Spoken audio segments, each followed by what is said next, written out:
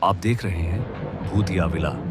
दोस्तों, अगर आप चैनल पर नए हैं तो चैनल को सब्सक्राइब जरूर कर लें और साथ ही वीडियो को लाइक करके नीचे कमेंट बॉक्स में अपनी राय जरूर दें ताकि हम आपके लिए ऐसी ही भूतिया घटना और ला सके। तो चलिए बढ़ते हैं आज की कहानी की ओर। दोस्तों, आज की कहानी हमारे साथ शेयर की है राजीव जी ने। तो सबसे पहले राजीव जी, आपका बहुत बहुत धन्यवाद अपनी कहानी हमारे साथ शेयर करने के लिए। दोस्तों, अगर आपके पास भी ऐसी ही कोई कहानियां हैं तो हमारे साथ जरूर शेयर करें। आज की कहानी में राजीव जी बताते हैं कि हमारा पूरा परिवार गांव जाने वाला था। पापा ने ट्रेन की टिकट बुक करवा ली थी। ट्रेन वाले दिन हम लोग समय रहते ही दिल्ली रेलवे स्टेशन पहुंच गए। ट्रेन 8 बजे की थी और हम 7 बजे ही पहुंच गए थे।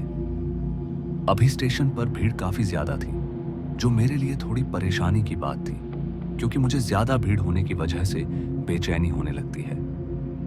खैर, फिर जब 1 घंटे के बाद ट्रेन आई तो ट्रेन में और ज्यादा भीड़ हो गई, जिससे मेरी प्रॉब्लम कम होने की जगह और बढ़ गई। खैर, पापा ने कहा जब ट्रेन चलेगी तो भीड़ थोड़ी कम हो जाएगी, अभी ऊपर सीट पर जाकर लेट जाओ।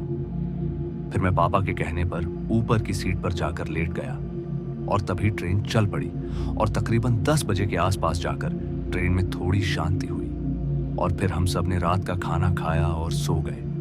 मगर मेरी नींद लगभग 2 बजे रात को अचानक ही खुल गई। उस वक्त ट्रेन में सभी सो रहे थे। ट्रेन में सिर्फ नाइट लाइट जल रही थी। तभी मैं वॉशरूम जाने के लिए सीट से नीचे उतरा और वॉशरूम के पास पहुंचा तो देखा कि ट्रेन किसी स्टेशन पर रुकी है।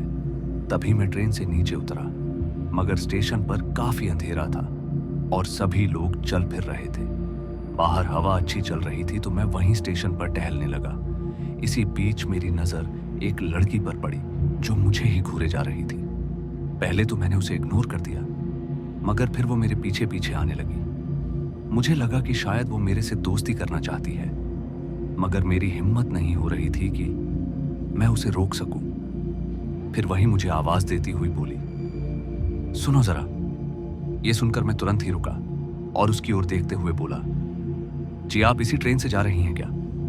इस पर वह बोली, हाँ, मगर मुझे यही उतरना था और रात होने के कारण मुझे थोड़ा डर लग रहा है, तो क्या आप मुझे स्टेशन के बाहर तक छोड़ देंगे? इस पर मैंने बोला, क्यों नहीं। मगर मुझे भी उस स्टेशन पर थोड़ा डर लग रहा था और वहां घूम रहे लोगों को देखकर मुझे लगा कि ट्रेन यहां देर तक रुकेगी।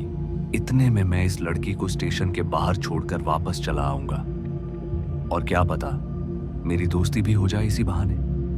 फिर हम दोनों स्टेशन से बाहर जा ही रहे थे कि उस लड़की ने मेरे कंधे पर अपना एक हाथ रख दिया। मुझे कुछ समझ नहीं आ रहा था कि मैं कैसे रिएक्ट करूं, मगर जब मैंने उसके चेहरे की ओर देखा तो मेरे पैर एकदम से कांपने लगे, क्योंकि उसका चेहरा खून से सना हुआ था और उसका एक हाथ आधा कटा हुआ था और उसके पांव उल्टी दिशा में मुड़े हुए थे।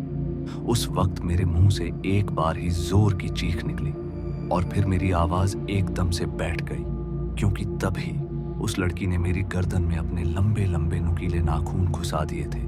तभी मैं अपने घुटनों के बल नीचे बैठ गया और वह धीरे धीरे मेरा गला दबाने लगी, मगर मैं कुछ नहीं कर सका। मेरी सांस भी थमने लगी थी। मेरे चेहरे पर पसीना ही पसीना था कि तभी मेरे पापा और उनके साथ कुछ लोग चिल्लाते हुए ट्रेन से बाहर आ गए। उनके चिल्लाते ही वह लड़की एकदम से गायब हो गई, मगर मैं काफी जख्मी हो चुका था। मेरी गर्दन से खून बह रहा था जो कि बंद ही नहीं हो रहा था। मैं बस बेहोश होने ही वाला था कि ट्रेन में सफर कर रहे एक डॉक्टर ने मेरी मदद की। उस रात लगभग हमारे साथ पूरी बोगी के यात्री जाग रहे थे। जब हम उतरे तो पहले मुझे अस्पताल ले जाया गया, क्योंकि मेरी तबीयत काफी बिगड़ गई थी।